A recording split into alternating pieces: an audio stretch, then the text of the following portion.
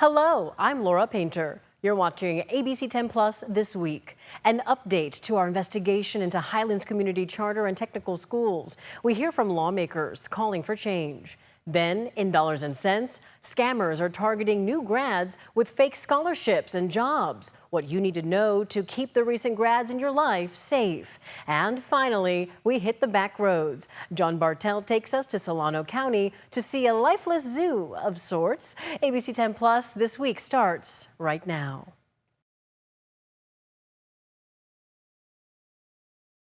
Some big changes to where and how you park in Sacramento. Take a look. The city just expanded the parking zone, opening the door for more metered spots in areas that have not had them before. The zone now includes downtown, midtown, and East Sacramento, meaning drivers may soon have to pay to park in neighborhoods that were once free. ABC 10's Garshpal Sangha shows us what drivers can expect and why officials say it's needed now.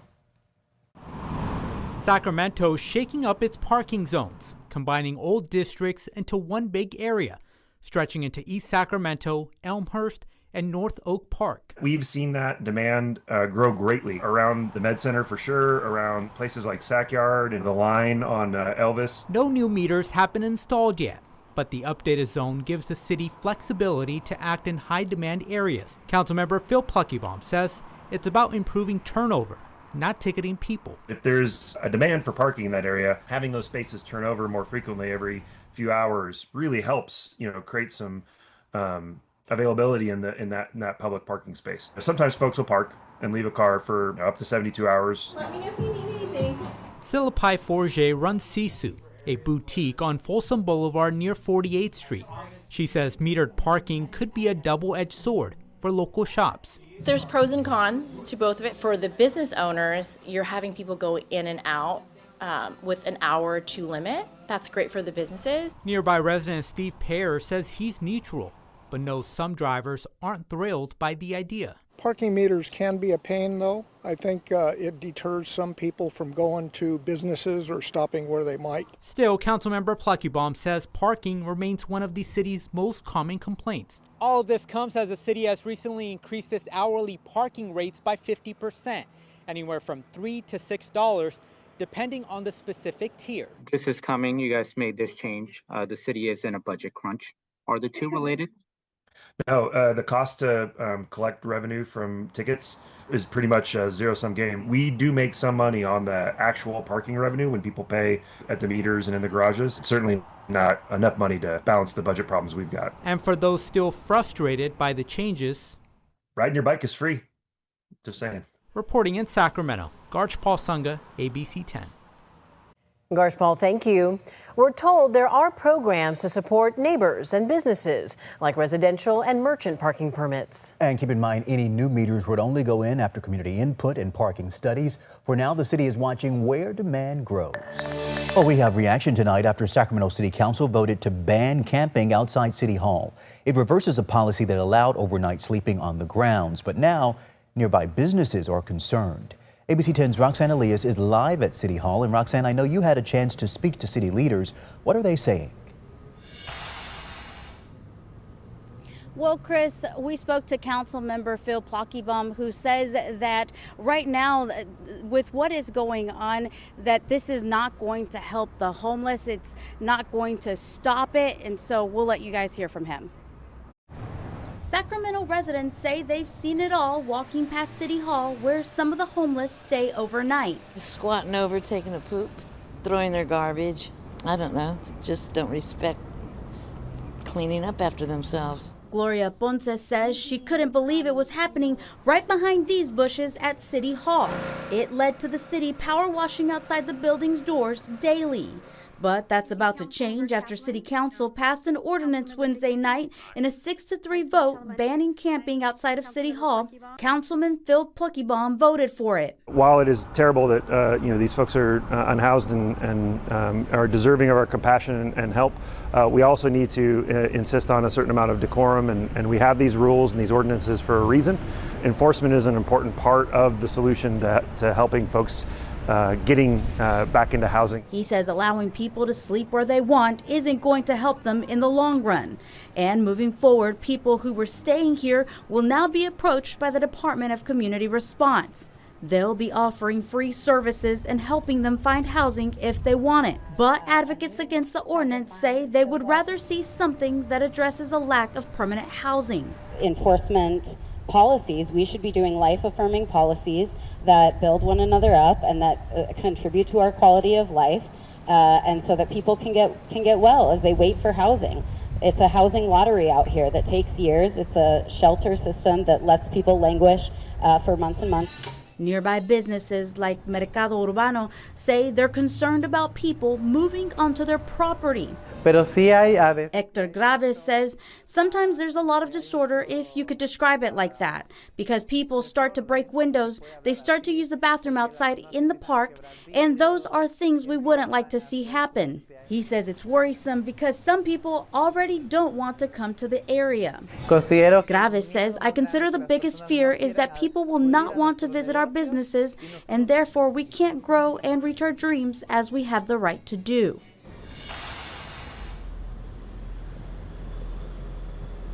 The councilman says it's unclear when this ordinance will be enforced, but they will start notifying people out here about a month in advance. I'm live in downtown Sacramento. Roxanne Elias, ABC 10. Okay, stay with us for updates on the timing of that enforcement. Roxanne, thank you.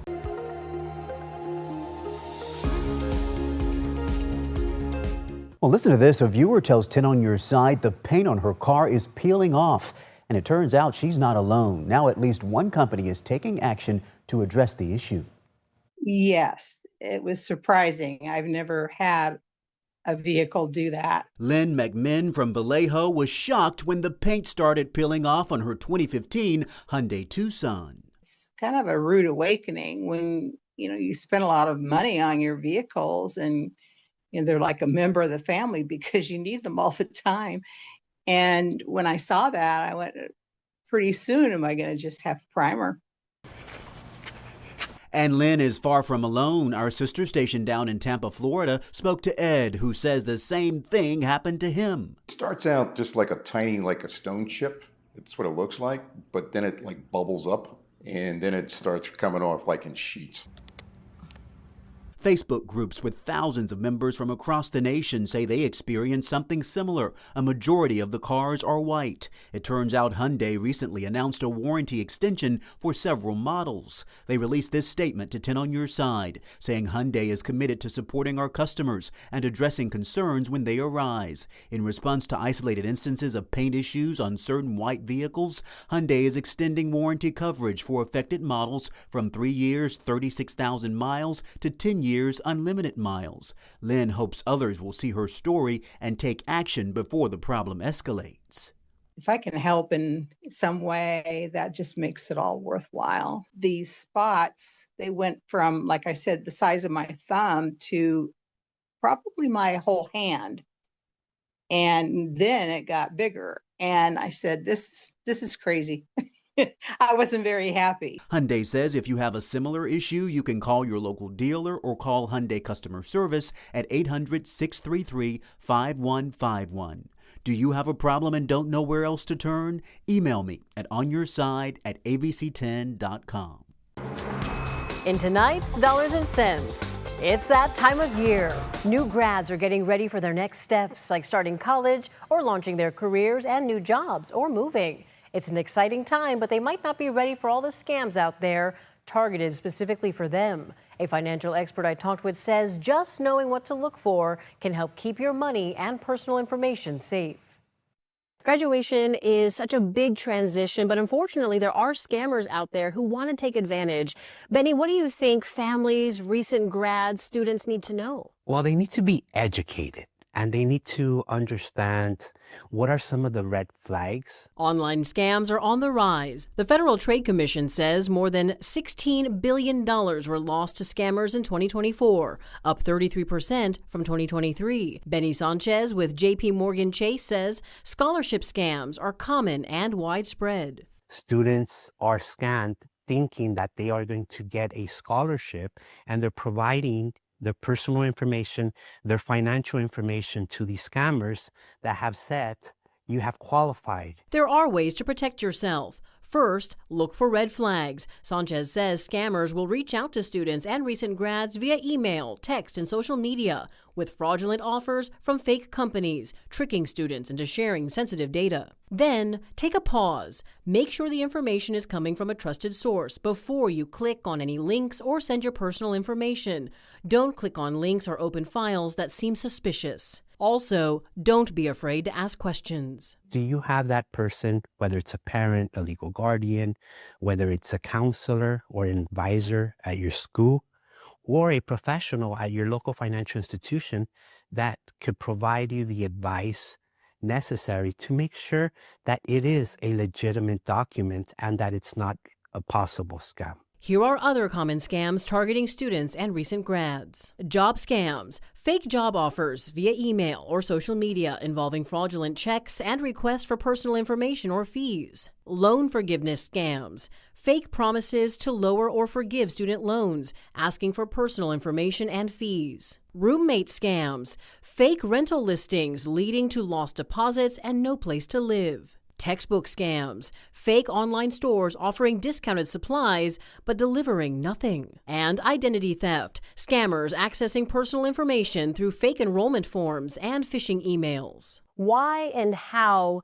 are recent grads and students particularly vulnerable to these kinds of scams? When we think about technology and the evolution of technology, artificial intelligence, the usage of internet, social media, these are the platforms that our students are navigating. Unfortunately, fraudsters are also navigating those platforms to take advantage of the situation. If you become a victim of a scam, report it to your bank, the police, and the Federal Trade Commission. Also, run a credit report on yourself to see if any fraudulent accounts were opened in your name. Fraud can impact your credit score, making it harder for you to get loans, open credit cards, or affect your employment opportunities. The conversation doesn't end here. I have more dollars and cents stories to help you keep your money and personal information safe, streaming right now on our free ABC10 Plus TV streaming app. Remember, your money questions have answers. Email me at lpainter@abc10.com. Yeah, thank God for the whistleblowers. That's the takeaway from California Assemblymember Al Murasuchi, reacting to the findings of a state audit he and 3 other lawmakers called for after ABC10's investigation into Highlands Community Charter and Technical Schools. The state audit found that over $180 million was inappropriately funded.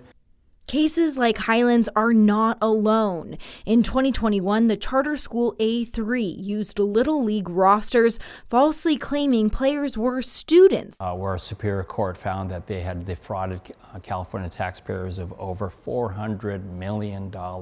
That's why Murasuchi proposed Assembly Bill 84. A lot of people don't understand that charter schools are privately operated with public dollars. And so as long as they're receiving public dollars, we need to hold them accountable. Assembly Bill 84 aims to strengthen oversight of charter schools in several key ways. It would expand audit requirements, tighten deadlines, and improve how student data is tracked. It also ensures educators are properly credentialed and thoroughly vetted. And perhaps most significantly, it would create a new governor-appointed role, an Education Inspector General, tasked with preventing and detecting fraud statewide. These are taxpayer dollars, these are public education dollars, and we want to make sure that it's spent for those purposes.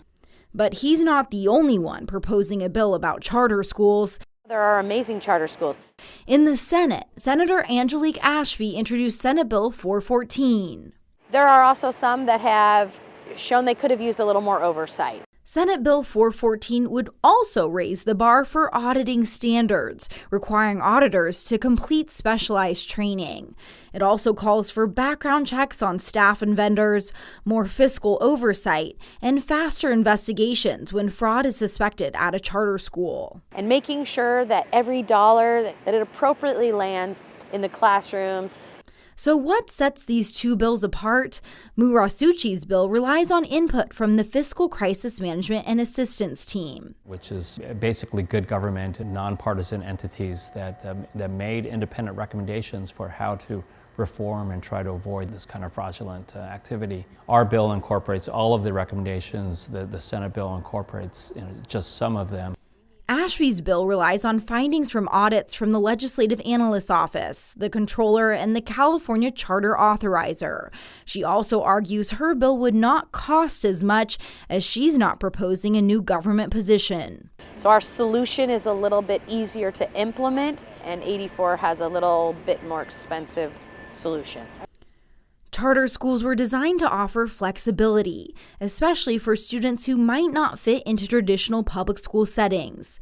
Now, efforts to increase oversight are facing some pushback, with critics arguing it could undermine the very independence these schools were built on. We absolutely oppose this bill.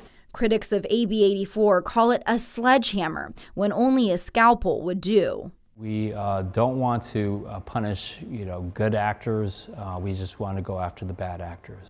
While critics of SB 414 say it does not go far enough. I don't agree that we don't have strong measures in there. One big difference is who supports each bill. 414 tries to have a broader scope of engagement with more people, more interested parties.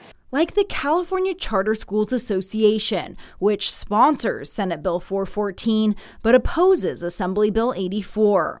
ABC 10 reached out to the association for comment. They did not respond. Many charter advocates have followed this motto, pushing against AB 84. Fantastic. While others, including some whistleblowers at Highlands and its oversight agency, Twin Rivers Unified, support AB 84. I was a whistleblower on fiscal fraud. I strongly support AB 84. And I strongly support AB 84.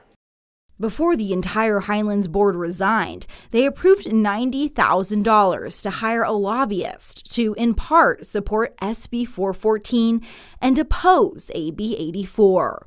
We asked the lawmakers about this. I think the timing is very suspicious that now that they're hiring lobbyists that are trying to kill my bill, that's trying to strengthen the oversight that I believe we need in order to make sure that we don't have more Highlands. Public dollars should not be used on lobbying, period. Well, first of all, a lot of people support 414 that have nothing to do with Highlands. 414 is not a Highlands-specific bill. Highlands is a charter school. It is in this region. It is a school that has made some egregious mistakes and is a perfect example of why we need a bill like Senate Bill 414. We also asked Jonathan Raymond, Highlands' new executive director. If you're turning things around here, why spend public funds to oppose legislation that's aimed at increasing oversight? Yeah, so Andy, it's about us bringing in expertise and knowledge. We know we have government officials, we have regulators that, we've got to get in front of, and we have to tell our story. And it's not about us opposing or supporting legislation. We're about surviving and telling the Highlands story and why it's so important to keep this school open. After our interview, Highlands sent a statement saying their lobbyist will focus on partnerships and coalition, and that engaging in legislative issues is not their focus at this time. Charter schools were meant to offer choice, but these bills ask, who's watching the choices being made with public money? Well, it was a bill causing a lot of controversy on the Assembly floor this year, and now Governor Newsom has signed it into law. Starting January 1st, buying a 15, 16, or 17-year-old for sex will be considered a felony. ABC 10's Jeannie Nguyen joins us in studio after talking with the governor and the bill's original author. Well, Becca, Democratic Assembly member Maggie Krell initially introduced this bill, but it came with a lot of criticisms from her Democratic colleagues and support from Republicans. Now, through the process, Krell was removed as the primary author, but tonight she tells me it was never about recognition. She just wanted safeguards in place for sex trafficking victims. A grown man who buys a 16 or 17-year-old for commercial sex, that will now be able to be charged as a felony. Following a heated debate over Assembly Bill 379, Governor Gavin Newsom officially made it law. The bill aims to protect victims of sex trafficking, specifically those 3 years under the age of 18, by closing a loophole that previously made it a misdemeanor to traffic 16 to 17-year-olds. Advocacy groups had pushed back on the change. There were a lot of youth advocates and activists who were concerned about the way that automatic felonies levied against older teens in relationships with other minors. Democratic Assemblymember Maggie Krell first introduced the bill, but was removed as the primary author in a dramatic moment on the Assembly floor and replaced with Democratic Assembly members Stephanie Nguyen and Nick Schultz. Still, Krell says she's proud of this bill and is grateful the governor signed it. If men are willing to go out there and be part of that and buy them and use their own disposable income for their pleasure and not pay any regard to what these girls are going through, they should be prosecuted as felons. During a press conference at McClellan, Governor Gavin Newsom reiterated his support for this legislation. I was very grateful the legislature took the leadership, made some amendments, worked across party lines to get that bill on my desk, and I was honored to sign it. Sacramento County Sheriff Jim Cooper has been a vocal supporter of the bill since its start and says, in part, this is a major step forward for public safety and protecting our children. The sheriff's office has conducted multiple operations to address sex trafficking and says this new law will help with their enforcement. The biggest thing is now are the penalties that go along with it. This won't simply be a misdemeanor where they get a ticket and go off on their way. The law will take effect on January 1st. It would also require those convicted to complete a program on human trafficking and make it a misdemeanor for anyone to loiter in any public space with the intent to buy commercial sex. An additional fine of $1,000 could also be required to anyone convicted, and that money would go towards the Survivor Support Fund. Becca?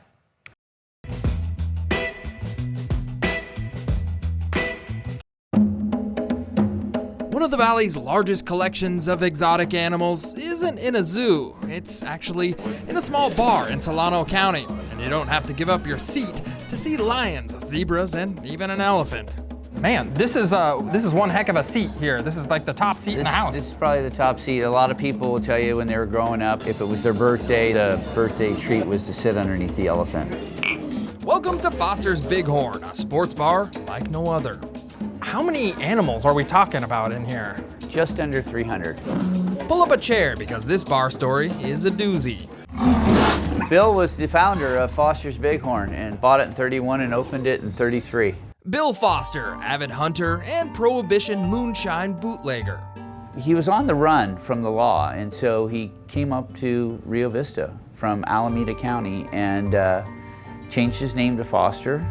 And I think he kind of went into a little bit of hiding. The liquor business was good before and after the Volstead Act, so much so that he was able to take lavish hunting trips to Africa, and he had the pictures to prove it. He documented his travels really well as far as the pictures. He was a photographer. He loved doing this. The pictures tell the story, but the taxidermy is the true art piece of the establishment.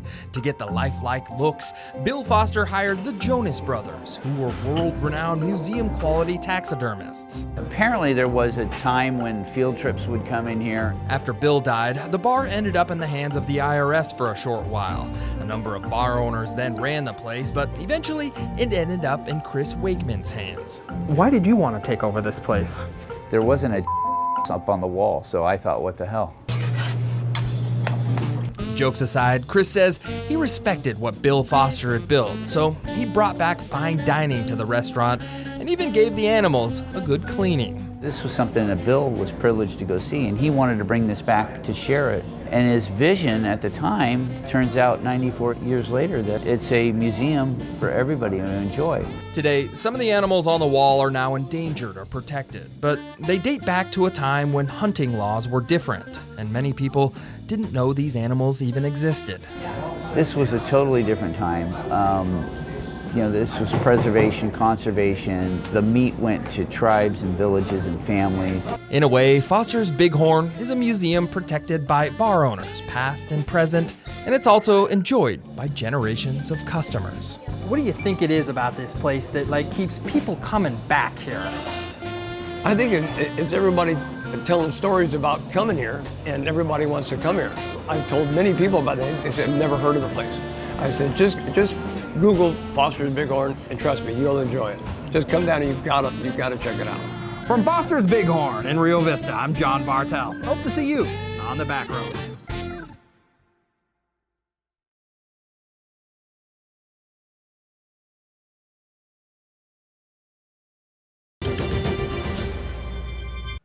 Tonight in our Champions of Hope, we introduce you to a quick-thinking student who jumped right into action during a moment of crisis.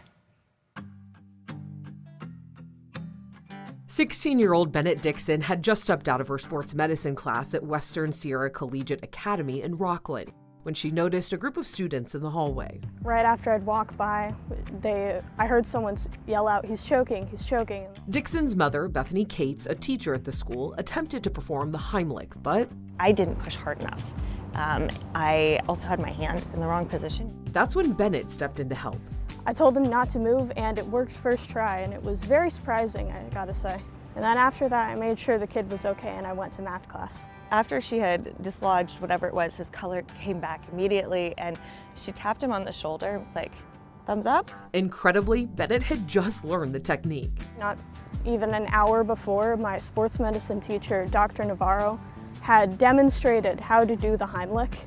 I remembered the exact chapter from my sports medicine textbook that taught us how to do it. And in the moment, I'm like, okay, I better do this before this kid drops to the ground because I can't do that next step. I was so proud. Bennett has a great heart for others, and it was one of those things where something needed to be done, and she knew what it was. Bennett didn't just pass her math test. I actually got a perfect score. But later got another surprise. One of the teachers I knew asked me for help doing something, and then I was suddenly in the middle of the gym, and there were people. There were a lot of people there. They had this awesome speech, which was cool, and then I had 2 awards, and it was awesome and nerve-wracking. I was there. I cried. She's wonderful. I'm so grateful for Superintendent Stout and just the administration for taking the time to do that. Despite the praise, Bennett remains humble, something Mom couldn't be more proud of. I think that one of the things we try to do is impact the world with excellence, and it's not just a statement. It's really when you're looking for opportunities where you can do good things, you step in and do the good thing. So I think that she really exemplified that, and I'm so proud of her. Thanks so much for watching ABC 10 Plus this week. We're here 24/7 on the free ABC 10 Plus TV streaming app. You can get your local news and weather anytime, anywhere. I'm Laura Painter. Take care. I'll see you next time.